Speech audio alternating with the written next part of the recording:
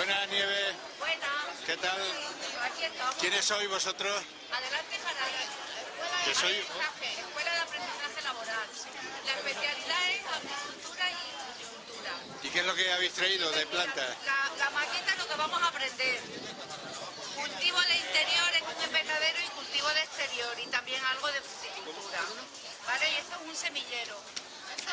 Y hoy aquí, teniendo un detalle con todo el que nos visitan, les regalamos una planta de pimiento.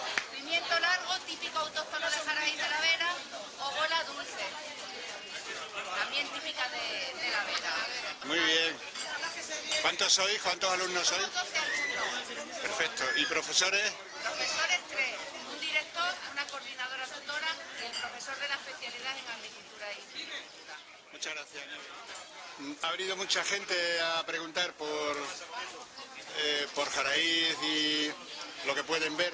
Sí, hemos tenido una gran afluencia de público y la verdad es que considero que la feria agroalimentaria, como siempre, está siendo una visita. Muy bien.